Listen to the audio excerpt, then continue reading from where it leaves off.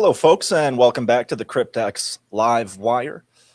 Not a whole lot new today in the markets other than Qs bumping up about 2%. So obviously a little bit of fear in the market earlier in the week. We had a pretty couple big down days ever since the FOMC, but are squeezing a little bit higher here today. I'm joined with my esteemed co-host, Monty. How are things? Good, CJ. Good. Glad to see the market rallying back a bit here. We got some positive news out of President Trump on both the crypto front and the equities front.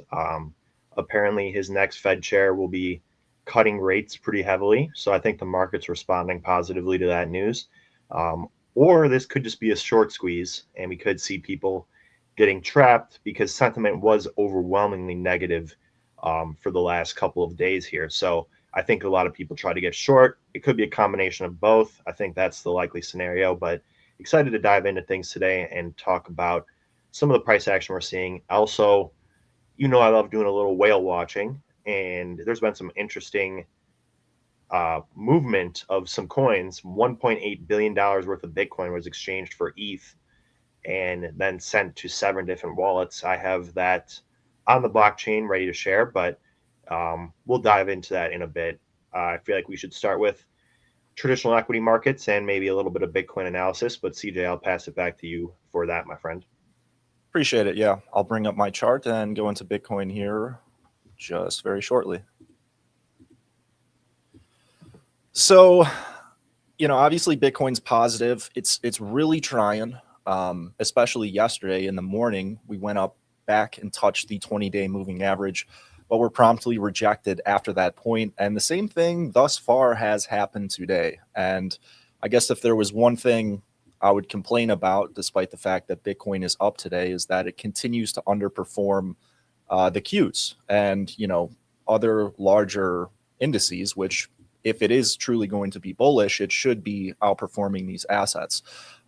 Lagging the Qs by about 20 basis points currently, but we still got to see how we close. I think it's important to always, make trading decisions at the close because intraday there could be a lot of fake outs, yesterday being a prime example of one.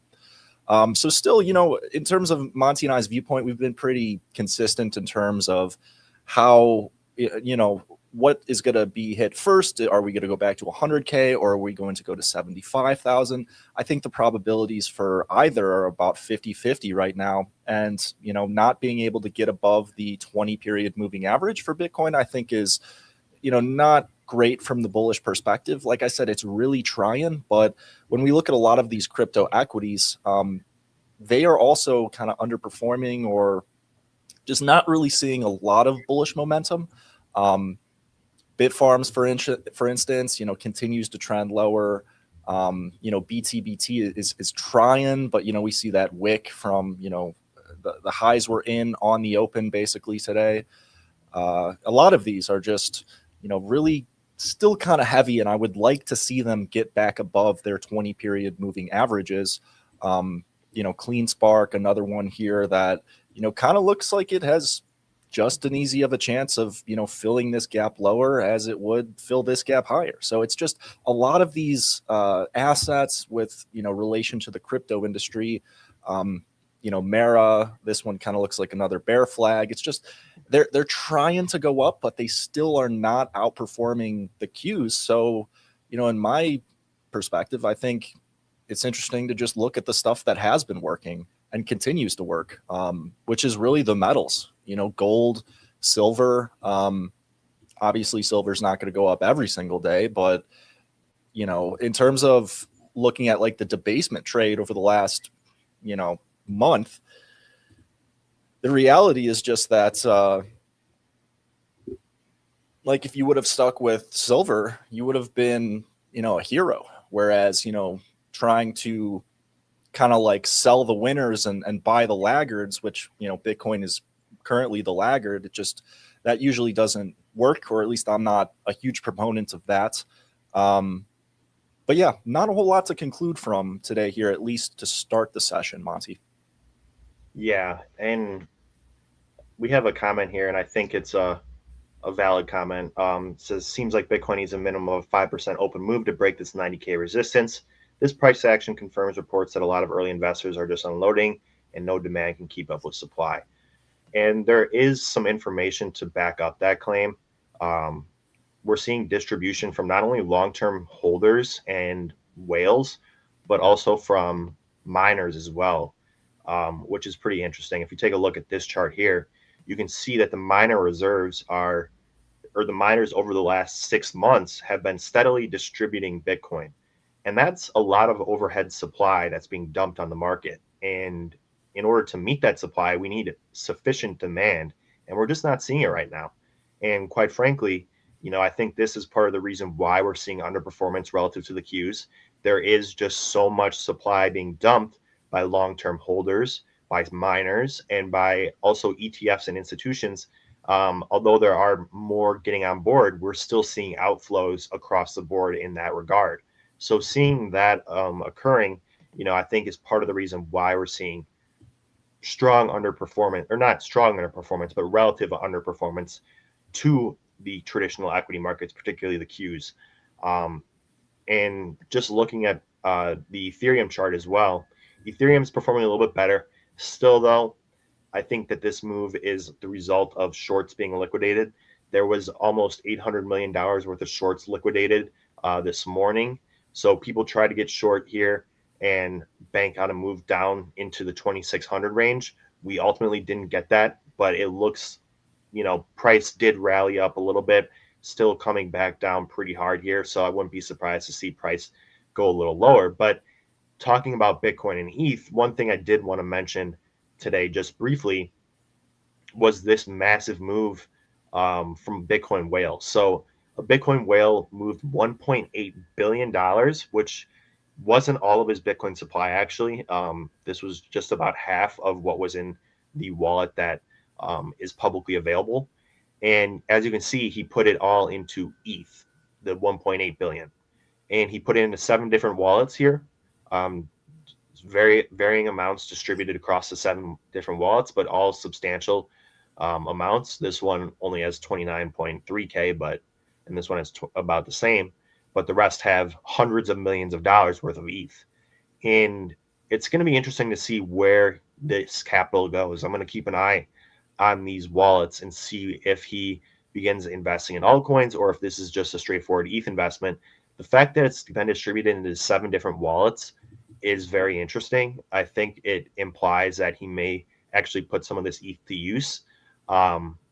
Maybe he's prepping for the JP Morgan ETH program, the money market fund, or maybe this is just a person that believes that ETH can outperform Bitcoin in the short term. So a substantial amount of capital exchanged from Bitcoin to ETH. I think that is also why we're seeing some slight outperformance from ETH relative to Bitcoin. This is a substantial amount of capital, but nonetheless, I found this very interesting.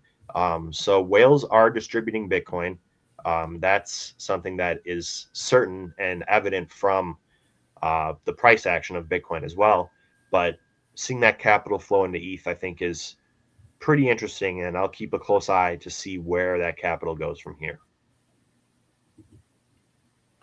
Yeah, I mean, I've seen a lot of comments, and I think this is an interesting point to discuss as well. We have companies like BMNR, digital asset treasury companies, and other institutions buying ETH.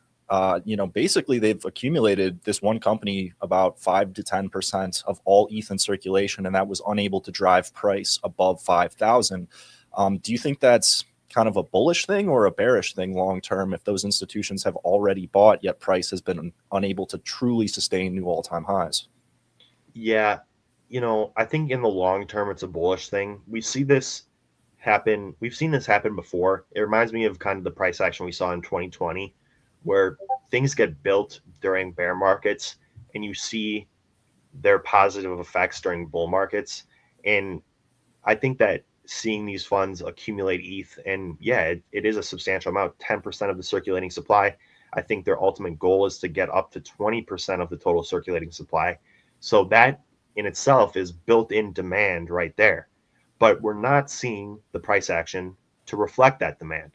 I think that right now we're laying the bedrock for ultimately positive price action down the road. So yeah, it is muted right now, and I think that that is a bit bearish in the short term. But we've seen this happen before, where things get built during bear markets, and you see their positive effects during positive price action. So short term bearish, long term bullish. To answer your question. Appreciate that. I want to go back to this comment because I think it makes kind of an important point when approaching this market from a trading perspective. Um, Bitcoin needs a minimum of 5% to break this $90,000 resistance. Yeah, like let price show us that it has enough strength to be able to close over those critical levels first.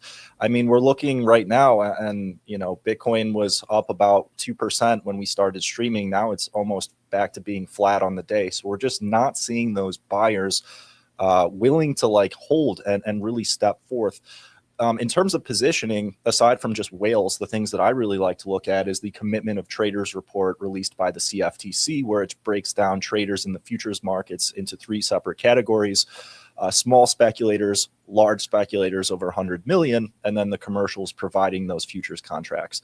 Typically, we like to fade large speculators and retail speculators over time because when we have a crowded position and we see those entities buying, then if they're wrong, which they usually are, then it usually will provide a really optimal return on risk in whichever direction we're looking at. We're starting to get those CFTC reports back, and they're almost caught up to the current week. We had a severe delay because of the government shutdown, so the CFTC wasn't working. But we have reports back now from December 2nd, which is just about 2.5 weeks ago now. And what we saw, what large speculators in the futures market were doing about 2.5 weeks ago, they were starting to buy Bitcoin and sell ETH, which is interesting to me because if we're seeing all of these reports of large institutions coming in and buying the dip, but price isn't really, I mean, just look at the tape right now. Like we're just not getting any like firm closes above critical levels. Who's left to buy in the short term, right? I don't think retail's coming right now. So that's a little bit of a concern, but a lot of this stuff is not like fully conclusive. I want to see, data and how those large speculators and retail traders are positioned within the last 2 weeks, which will be caught up in the next, by January 1st. But as of now, if large speculators all came in and bought this dip and price isn't really doing anything, like who's going to come in next and buy? That's kind of if I'm going to be skeptical from the bullish perspective, that's just the question I would ask. Yeah, I would say, I mean, you pointed it out, but retail speculation is just so muted right now. Futures speculation, spot exchange volume, all very, very low, which is indicative of a lack of retail participation in this market. And it makes sense. The price action hasn't exactly been cooperating with what would typically be a period of heavy retail speculation. We're seeing, bearish to neutral consolidation, and it's just kind of shaking out any retail participants.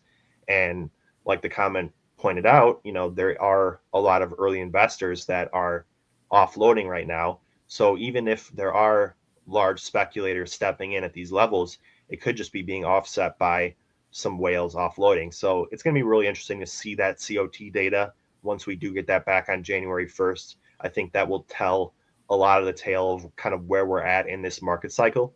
But you make a good point, CJ. If it comes back and we see large speculators have really stepped up and bought this dip and price hasn't done much, what's it going to take to move price higher? Is it going to be a big news driven event? Or is it going to just be an uptick in retail demand? It's hard to say right now, but we'll have that answer in just a few weeks. Yeah, I'm really looking forward to it. This month's been very frustrating, flying blind without that data. But overall, I think if there's certain trading setups that you like, that's totally, fine. But in terms of my overall kind of view on the market, I remain kind of sidelined in terms of long-term capital allocation to Bitcoin.